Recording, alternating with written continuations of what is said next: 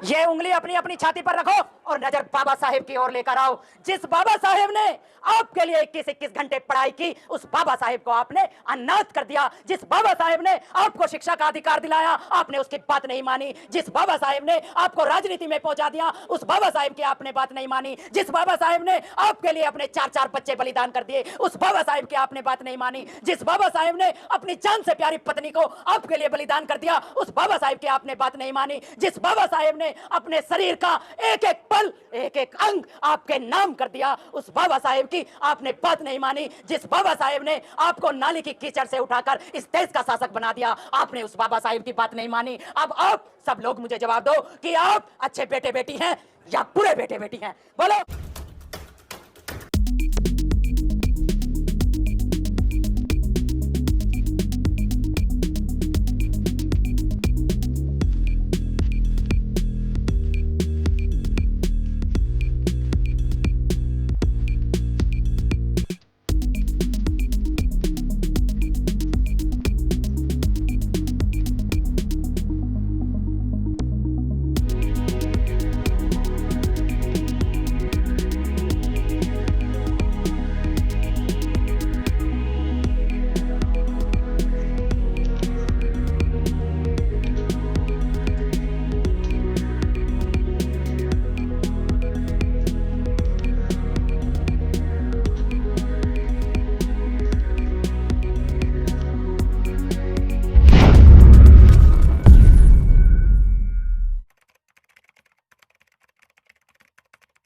बाबा साहेब की बात वो मैं पूरा करूंगी और उसके बाद एक घटना बताकर अपनी बात को मैं खत्म करूंगी।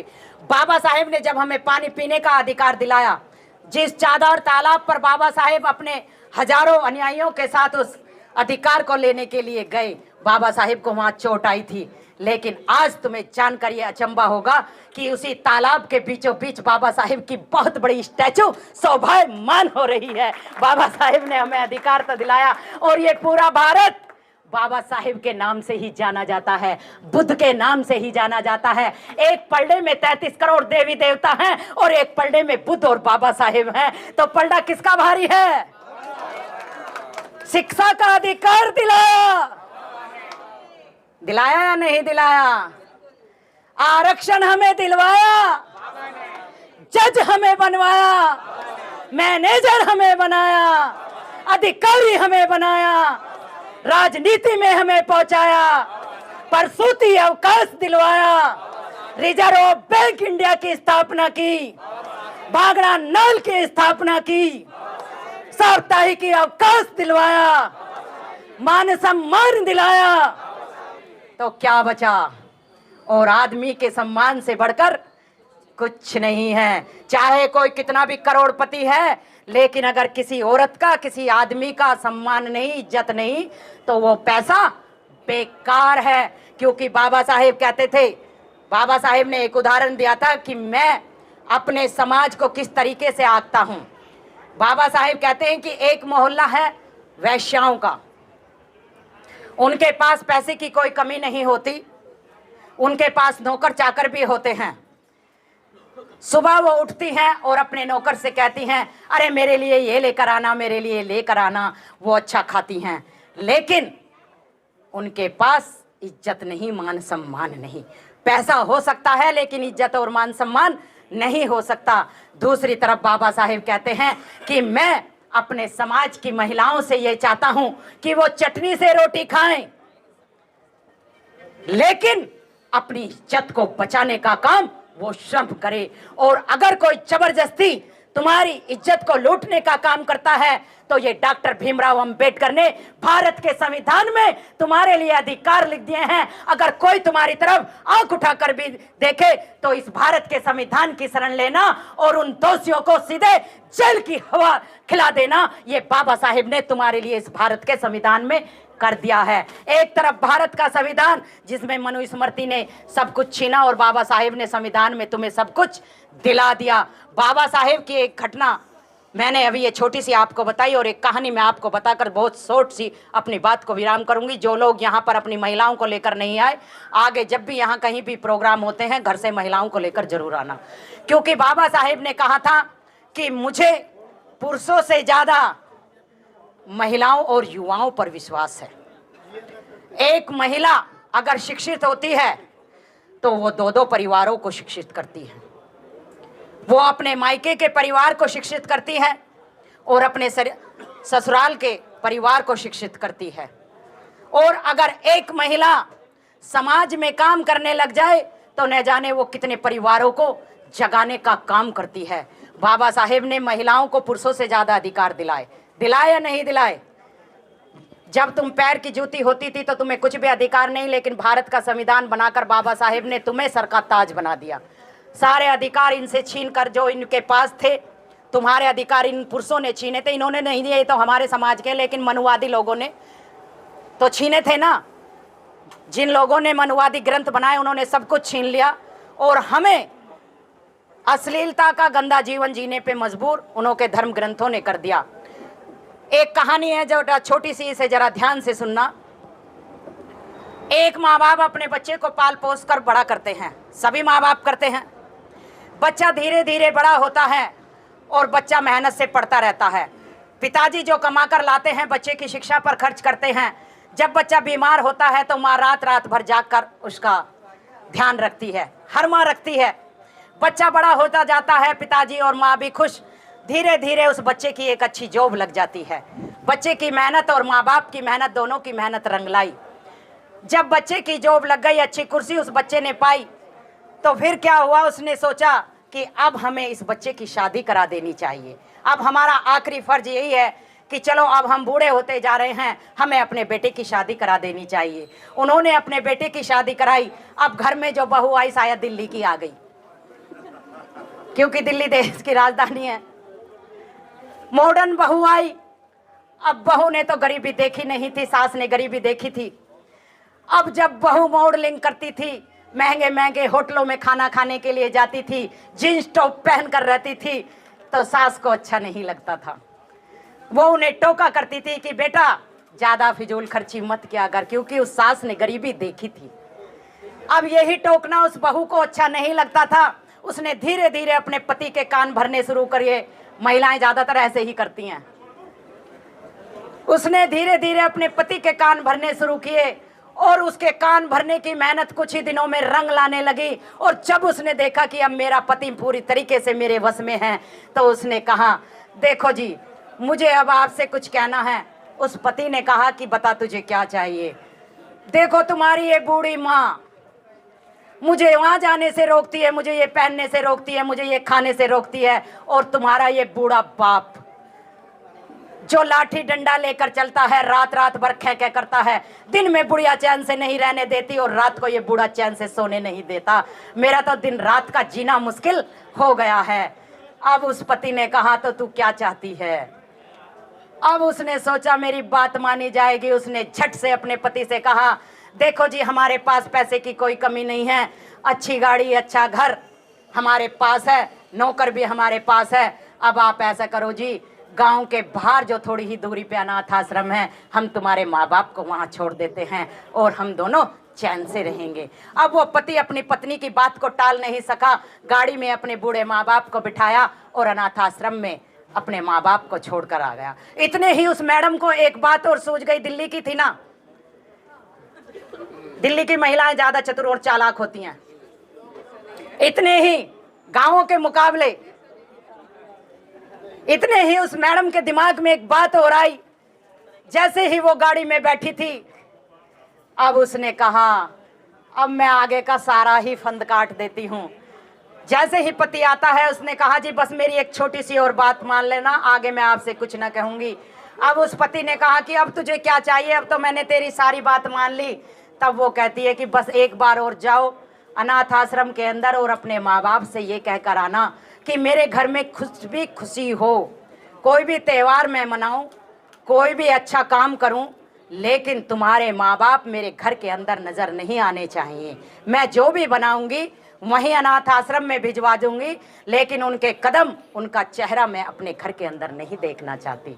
अब वो पति इतना अपनी पत्नी के वश में था कि उसने सोचने का काम नहीं किया और दोबारा अपने माँ बाप को ये शब्द बोलने के लिए वो अनाथ आश्रम के गेट पर पहुंचा। अनाथ आश्रम के उस दरवाजे के गेट पर गया कमरे के दरवाजे पर गया जिसमें उसके माँ बाप बैठे थे, और उस अनाथ आश्रम का मैनेजर भी था जो बूढ़ा हो चला था, जो उस माँ बाप को बहुत पहले से जानता था। कमरे के अंदर से आवाज़ आई तो उन्होंने वो आवाज़ उस लड़के ने सुनी, और वो मैनेजर रो कर कह रहा था कि देखो क्या टाइम आ गया है। कौन से टाइम की बात कर रहा था? कि जिस अनाथ बच्चे को, जरा ध्यान से सुनना इन शब्दों को, कि जिस अनाथ बच्चे को एक दिन तुम यहां से गोद लेकर गए, जिस अनाथ बच्चे को तुमने अपना नाम दिया, जिस अनाथ बच्चे के लिए तुमने अपना दिन का चैन और रातों की नींद उड़ा दी, जिस बच्चे के लिए तुमने अपना तन मन धन सब कुछ लुटा दिया, उसी अनाथ बच्चे ने आज तुम्हें अनाथ बनाकर इस अनाथ आश्रम में वापस भेज दिया है। और वो मैनेजर ये बात कहकर रो रहा था, उसकी आंखों में आंसू थे, लेकिन वो माँ बाप चुप बैठे थे। इतनी बात सुनकर वो लड़का वापस आता है और अपनी पत्नी के साथ अपनी अच्छी हवेली में जाता है, और वो माँ बाप अनाथ बनकर उस अनाथ आश्रम में रहते हैं। अब मैं यहाँ बैठे हुए पहले इस साइड से जवाब लूंगी। अगर आपका बेटा या आपका भाई या आपका पति ऐसा हो, या उसके लिए आप क्या कहो कि वो कपूत था या सपूत? बोलो, अच्छा बेटा था या बुरा? बोलो, जोर से बोलो। अब इधर से जवाब दें। ऐसे बेटे को, ऐसे पति को आप लोग क्या कहोगे? बुरा। यानी कि किसी की भी नजरों में वो अच्छा नहीं था। लेकिन अब ये राखी रावण जरा क्या कहती है, उसे जरा सुनना। उस बेटे पर या उस पति पर उंगली उठाने से पहले ये उंगली अपनी छाती पर ले आओ और नजर बाबा साहेब डॉक्टर भीमराव अंबेडकर की साइड ले आओ। सारे के सारे लोग, रमेश जी जरा साइड हो जाओ, 2 मिनट की मेरी बात है, आप बैठ जाओ। ये उंगली अपनी अपनी छाती पर रखो और नजर बाबा साहेब की ओर लेकर आओ। जिस बाबा साहेब ने आपके लिए 21-21 घंटे पढ़ाई की, उस बाबा साहेब को आपने अनाथ कर दिया। जिस बाबा साहेब ने आपको शिक्षा का अधिकार दिलाया, आपने उसकी बात नहीं मानी। जिस बाबा साहेब ने आपको राजनीति में पहुंचा दिया, उस बाबा साहेब की आपने बात नहीं मानी। जिस बाबा साहेब ने आपके लिए अपने 4-4 बच्चे बलिदान कर दिए, उस बाबा साहेब की आपने बात नहीं मानी। जिस बाबा साहेब ने अपनी जान से प्यारी पत्नी को आपके लिए बलिदान कर दिया, उस बाबा साहेब की आपने बात नहीं मानी। जिस बाबा साहेब ने अपने शरीर का एक एक पल, एक एक अंग आपके नाम कर दिया, उस बाबा साहेब की आपने बात नहीं मानी। जिस बाबा साहेब ने आपको नाली की कीचड़ से उठाकर इस देश का शासक बना दिया, आपने उस बाबा साहेब की बात नहीं मानी। अब आप सब लोग मुझे जवाब दो कि आप अच्छे बेटे बेटी हैं या बुरे बेटे बेटी हैं? बोलो। अब आपकी जबान नहीं निकलेगी। जो बाबा साहेब के मानने वाले हैं उनकी जबान निकलेगी, जो समाज में काम करने वाले हैं उनकी जबान निकलेगी, लेकिन जो बाबा साहेब से दूर रहते हैं उनकी जबान नहीं निकलेगी। क्योंकि खा बाबा साहेब कर रहे हो और गुणगान दूसरों का कर रहे हो। कब तक चलेगा? अरे मत सोचो, आज आपके पास कोठी बंगला सब आ गया, कितनी पीढ़ी चलेगा? अगर बाबा साहेब के संविधान को हमने नहीं बचाया तो वो कई पीढ़ियों तक नहीं चलने लगेगा। आपकी आने वाली पीढ़ी, तीसरी चौथी पीढ़ी ना फिर से इनकी गुलाम हो जाए तो कह देना। अगर अपने बच्चों को आपको गुलाम नहीं बनाना है, आने वाली पीढ़ियों को गुलाम नहीं बनाया है, तो फिर साहब काशीराम और बाबा साहेब और भगवान बुद्ध, संत गाड़गे बाबा, सबकी बात को आपको मानना होगा। और मान्यवर काशीराम जी और बाबा साहेब कहते थे कि जाओ अपने घर की दीवारों पर लिख दो कि हम इस देश के शासक हैं, और ये नहीं लिख सकते तो ये कहो कि हम संविधान और बाबा साहेब के अनुयायी हैं। हम अपने बच्चों के भविष्य को मिटने नहीं देंगे, हम अपने मान सम्मान को झुकने नहीं देंगे। और जब भी, मैं फिर लास्ट में कह रही हूं कि जब भी यहाँ पुरुष आए तो महिलाओं को साथ लेकर आए। और लास्ट में जो कोई मेरा नंबर लिखना चाहे वो लिख सकते हैं। मैं गांव हो या शहर हो, कैडर करने का काम करती हूँ, पूरे साल काम करती हूँ। आने जाने का जो भी चार्ज होगा वो सब आपकी जेब से जाएगा। तो नंबर तो मैं, आपने ध्यान से सुना तो मैं आप सबके लिए, क्योंकि जब तक श्रोता सही से न सुने तो बोलने वाले का कोई महत्व नहीं होता। और लास्ट में जाते जाते एक लाइन फिर बाबा साहेब के लिए गाती हूँ कि बाबा साहेब हमसे क्या कह कर गए हैं। इसे काट दो, किसी का भी हो बाद में देख लेंगे। तो बाबा साहेब जाते जाते हमें क्या कह गए हैं, ये महिलाएं जरा ध्यान से सुने। बाबा साहेब हम सभी से कह गए, बाबा साहेब हम सभी से कह गए, कारवां मेरा न पीछे रह जाए। यही तो कह कर गए हैं ना। तो जो महिलाएं गा सकते हैं वो मेरे साथ गुनगुना सकती हैं। बाबा साहेब हम सभी से कह गए, कारवां मेरा न पीछे रह जाए, बाबा साहेब हम सभी से कह। और क्या कहते हैं, जिंदगी पर खेल कर लाया इसे, जिंदगी पर खेल कर लाया इसे, मेरे खुद के ख्वाब दिल में रह गए, मेरे खुद के ख्वाब दिल में रह गए, बाबा साहेब हम सभी से कह गए। हिंदू रहना फिर जमाने की सही, हिंदू रहना फिर जमाने की सही, बोधे बन करे अलविदा वो कह गए, बोधे बन करे अलविदा वो कह गए, बाबा साहेब हम सभी से कह गए। तो यही तो कह कर गए हैं। अभी जाति मुक्त समाज की बात हो रही थी, तो बाबा साहेब के लिए एक नारा फिर दो, बाबा साहेब, बाबा साहेब। तो फिर बोलो, मैं बोलती हूँ, आओ हम सब, आप कहना बौद्ध बने, आओ हम सब, आओ हम सब। बहुत बहुत धन्यवाद, बहुत बहुत थैंक यू वेरी मच। फिर मिलेंगे।